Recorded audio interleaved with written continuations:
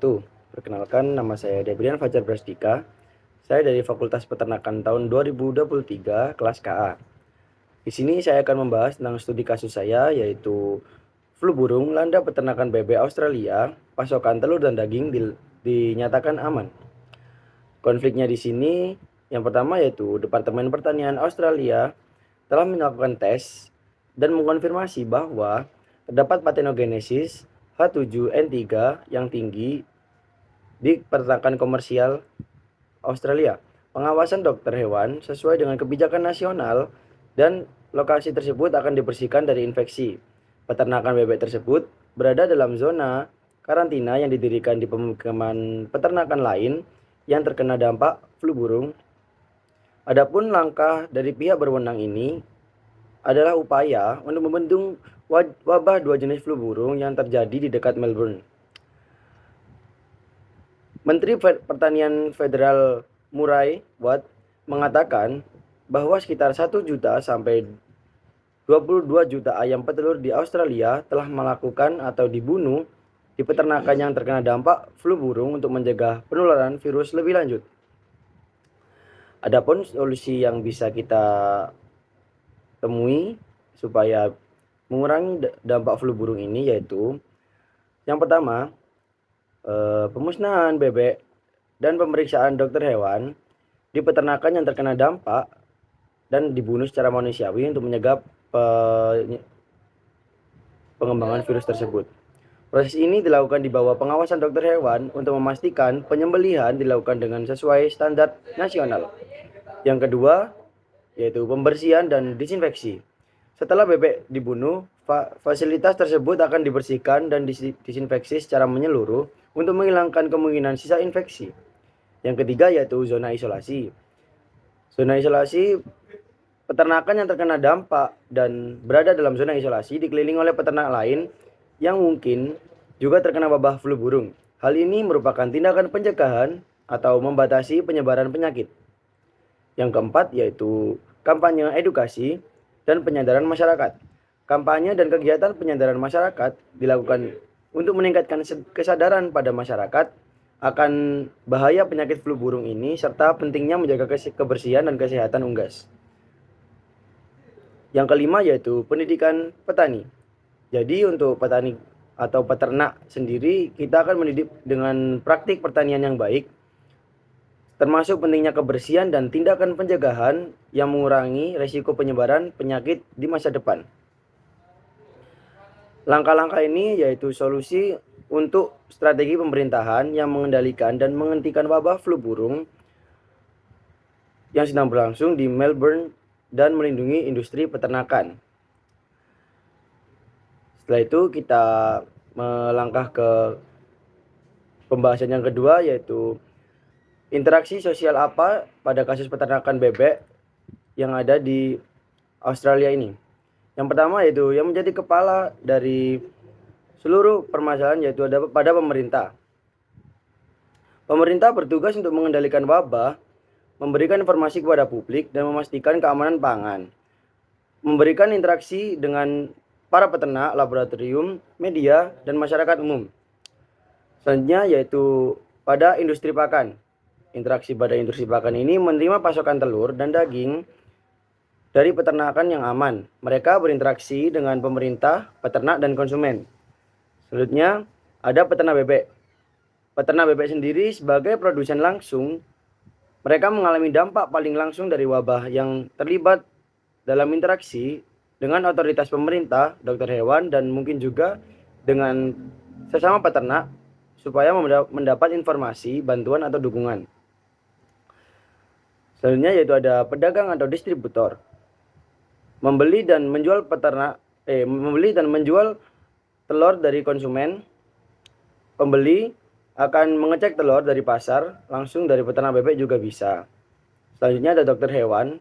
Interaksi dokter hewan ini memberikan penanganan medis, memberikan suntikan supaya tidak terinfeksi wabah atau virus flu burung ini, dan melakukan pemeriksaan dan memberi saran kepada peternak agar mereka berinteraksi dengan peternak dan pemerintah lain. Selanjutnya ada interaksi sosial asosiatif kooperatif. Yang pertama, antar peternak. Peternak dapat bekerja sama dengan berbagai informasi mengenai praktik terbaik dalam biosecurity, berbagai sumber daya, dan memberikan dukungan moral satu sama lain. Selanjutnya yang kedua, peternak dengan pemerintah. Peternak dan pemerintah dapat bekerja sama dalam pelaksanaan program vaksinasi, surveillance, kompensasi untuk peternak yang terkena dampak. Yang terakhir yaitu peternak dengan industri pangan. Peternak dapat bekerja sama dengan industri pangan untuk mengembangkan standar kualitas yang lebih tinggi dan memastikan keamanan pangan. Selanjutnya yaitu ada akomodasi. Akomodasi yaitu antar kelompok dan kepentingan. Kelompok peternak, konsumen, dan pemerintah dapat mencari titik temu dalam penyelesaian permasalahan flu burung ini, misalnya dengan menemukan keseimbangan antar kepentingan ekonomi peternak dan keamanan pangan konsumen. Selanjutnya ada asimilasi. Peternak dengan praktik baru atau penerang baru. Peternak dapat mengadopsi praktik-praktik baru dalam peternak unggas yang lebih aman dan berkelanjutan seperti biosecurity yang ketat dan penggunaan teknologi modern. Selanjutnya yang kedua ada interaksi sosial disosiatif. Yang pertama ada kompetisi. Kompetisi ini bisa antar peternak. Yang pertama, peternak dapat bersaing dengan mendapatkan harga yang lebih baik untuk produk mereka yang menyebabkan kurangnya kerjasama dalam mengatasi masalah bersama, yaitu dalam segi kontroversi peternak dengan pemerintah. Peternak dapat menentang kebijakan pemerintah yang dianggap merugikan, misalnya pemusnahan unggas yang sehat. Konsumen dengan industri pangan. Konsumen dapat menentang praktik industri yang dianggap tidak etis atau tidak aman. Selanjutnya dalam segi konflik antar kelompok dan kepentingan umum. Konflik dapat terjadi antar kelompok peternak dan kelompok perlindungan hewan mengenai perlakuan terhadap unggas. Antar negara, konflik dapat terjadi di negara-negara yang berbeda yang mengenai penanganan wabah flu burung. Selanjutnya kita akan membahas tentang unsur kultural universal pada dunia peternakan yang ada dalam kasus flu burung ini. Yang pertama yaitu kesehatan masyarakat. Ketika flu burung terdeteksi, pemerintah dan lembaga kesehatan berperan dalam memantau penyebaran penyakit. Upaya vaksinasi dan pengendalian ini sangat penting. Jadi untuk solusinya sendiri, kita bisa ke kepemimpinan dan organisasi membentuk tim krisis atau tim vaksinasi untuk menindak lebih lanjut agar flu burung ini bisa diatasi lebih cepat. Tidak harus menunggu dokter yang keliling ke peternak-peternak. Selanjutnya yaitu pertanian dan ketahanan pangan. Peternak bebek adalah bagian integral dari sistem pangan di Australia ketika flu burung menyerang. Pasokan telur dan daging bisa terancam yang berdampak pada ketahanan pangan. Ketersediaan makanan bagi konsumen juga penting. Solusi dari permasalahan ini yaitu dengan nilai dan norma meningkatkan kesadaran akan pentingnya biosecurity pada peternakan agar wabah flu burung ini tidak sampai ke daerah-daerah peternak yang masih belum terkena wabah flu burung ini. Selanjutnya ada tradisi kuliner.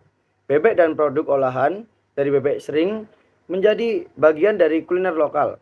Ketika terjadi wabah, pengaruhnya terhadap tradisi makanan ini sangat signifikan karena permintaan dari bebek sendiri meningkat, akan tetapi pemasokan dari peternak bebek menurun. Solusi dari permasalahan ini mungkin kita lebih menerapkan insentif bagi peternak bebek yang mengikuti praktik biosecurity yang ketat dan dukungan finansial agar mereka lebih memandang kesehatan bebek peternak mereka agar tidak terkena wabah flu burung. Selanjutnya adalah manajemen sumber daya, yaitu kasus flu burung menunjukkan bagi kita pentingnya pengolahan sumber daya yang baik. Peternak harus mengambil langkah-langkah untuk mengurangi kerugian yang bisa meningkatkan permintaan atau meningkatkan daya tarik konsumen supaya bebek sendiri tidak sakit-sakitan juga. Solusi dari manajemen ini yaitu mengembangkan rencana kontingensi untuk berbagai skenario wabah, melakukan penanggulangan risiko secara berkala, seperti mengadakan seminar akan pentingnya biosecurity. Nah, yang selanjutnya yaitu menerapkan sistem kontrol akses yang ketat dan menggunakan prosedur sanitasi dan disinfeksi yang komprehensif agar area peternakan bisa lebih bersih lagi. Oke, yang selanjutnya kita akan membahas tentang strata sosial bagi masing-masing pihak yang berinteraksi dalam kasus flu burung yang landa pada peternakan bebek Australia. Yang pertama yaitu pastinya pemerintah Australia. Posisi strata ini paling tinggi karena pemerintah yang mengendalikan semua peraturan. Alasannya yaitu karena otoritas penuh dalam pembuatan kebijakan, mengalokasikan anggaran, mengambil tindakan untuk wabah. Mereka juga bertanggung jawab atas kesehatan masyarakat dan keamanan pangan serta kesehatan ternak. Selanjutnya yaitu industri peternakan. Industri ini memiliki pengaruh ekonomi yang signifikan. Industri sendiri penyedia lapangan kerja yang penting bagi masyarakat. Bagian penting dari rantai pasokan pangan, namun mereka juga sangat rentan terhadap dampak wabah yang harus mengikuti regulasi pemerintah. Selanjutnya ada peternak bebek.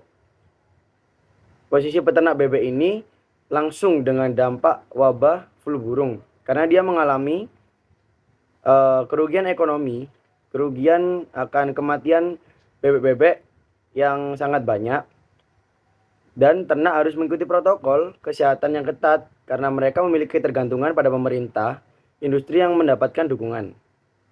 Selanjutnya yang terakhir yaitu konsumen.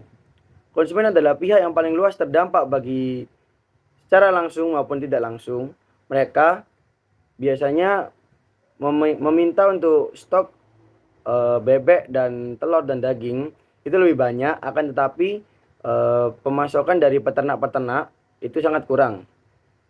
Jadi kesimpulannya untuk menanggulangi kasus wabah flu burung ini diharapkan kita bisa membersihkan atau menyediakan lingkungan yang lebih bersih lagi supaya wabah ini tidak menyebar sangat cepat atau bisa teratasi dengan baik.